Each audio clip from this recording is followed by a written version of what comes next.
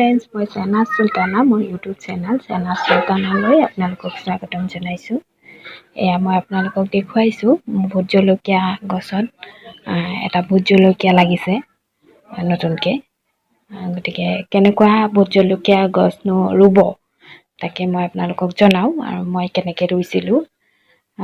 যিটো আপোনাৰ জাবৰ জোঁথৰ আমাৰ জ্বলোৱা হয় ঘৰতে, তাৰে যিটো ছাই থাকে, সেই ছাই আৰু মাটি সমান পৰিমাণে মিক্স কৰি তাতে মই বজাৰৰ পৰা যিটো খাবলৈ কিনি অনা হৈছিলে জলকীয়া, ভোট জলকীয়া, তাৰে গুটিকেইটা ৰুই দিছিলোঁ আৰু তাৰ পৰাই এই গছকেইডাল হৈছে আৰু আজি লাগিছেও এটা। আৰু আপোনালোকে যদি ইচ্ছা কৰে তেনেকুৱা ৰুব পাৰে, টাবতো লগাব পাৰে। কাৰণ মই এইটো কাৰণে শ্বেয়াৰ কৰিলোঁ, আগতেও মই বহুবাৰ ভোট জলকীয়া গছ লগাইছোঁ যদিও কেতিয়াও লগা নাই, নধৰে, গছডাল ডাঙৰ হয় আৰু মৰি যায়। এইবাৰ কিন্তু তেনেকুৱা হোৱা নাই, গছত এটা হ'লেও জ্বলা লাগিছে। গতিকে আপোনালোকেও এনেকুৱা ৰুই চাব পাৰে, ছাই আৰু আপোনাৰ মাটি মিক্স কৰি তাতে গুটিকেইটা দিব পাৰে। মোৰ ৰঙালাও গছো দেখুৱালোঁ আপোনালোকক, লগতে নেচেৰা গছত নেচেৰা ধৰিব লৈছে, লগতে মোৰ তিতা কেৰেলা গছ আৰু উৰহী গছ লগাইছোঁ। চাওঁ ধৰে নে নধৰে, পিছলৈ দেখুৱাবলৈ চেষ্টা কৰিম বাৰু। আৰু লগতে মই আৰু এটা কথা আপোনালোকৰ লগত শ্বেয়াৰ কৰোঁ, আমাৰ ছাগলীজনীৰ 2টা পোৱালি হৈছে যোৱাকালি। গতিকে তাকে অকণমান ভিডিঅ' কৰিছিলোঁ, আপোনালোকে চাব পাৰিব, মই আপোনালোকক দেখুৱাম। গতিকে চাওক আপোনালোকে মোৰ ছাগলীৰ পোৱালি কেনেকৈনো। এয়া চাওক ছাগলী, তাইৰ পোৱালি হ'ব এতিয়া। আৰু আমি যিহেতু গম পাইছোঁ, আৰু পোৱালি হোৱাৰ আগমুহূৰ্তত অকণমান খাবলৈ দিয়া হৈছে আৰু যথেষ্ট যন্ত্ৰণা পাই আছে যদিও পিছত ভাল লাগিব অৱশ্যে পোৱালিকেইটা হ'লে তাৰ। কিন্তু এইখিনি সময়ৰ যিটো যন্ত্ৰণা, সেইটো যাৰ লগত হয় তেওঁহে আচলতে বুজিব পাৰে বা অনুভৱ কৰিব পাৰে কিমান যন্ত্ৰণা হয়। বহুত বেছি কষ্ট হয় এই সময়খিনিত, আৰু কষ্ট পাই আছে, বেয়াও লাগি আছে, আৰু তথাপি উপায়তো নাই। এতিয়া কষ্ট পাই আছে যদিও প্ৰথম পোৱালি এয়া হৈছে। মোৰ শাহুৱে লাৰি আনিছে আৰু শাহুৱে চাফা কৰি দিছে, মাকেও চাফা কৰিব চেষ্টা কৰিছে।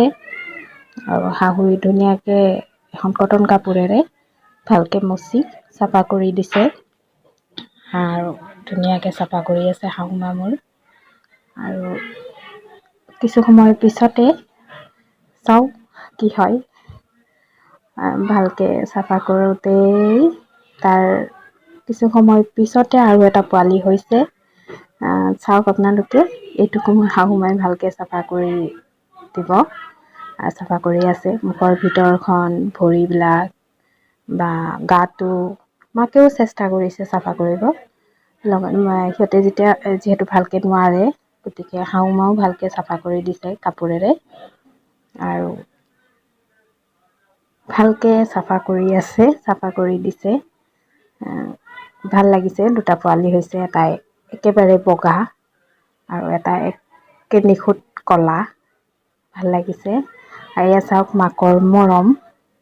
অৱশ্যে টাউনত থাকি গৰু ছাগলী পোহাটো যথেষ্ট কষ্ট, যিহেতু বান্ধি ৰাখিব লাগে, খোৱা লোৱা যোগান ধৰিব লাগে, যথেষ্ট কষ্ট।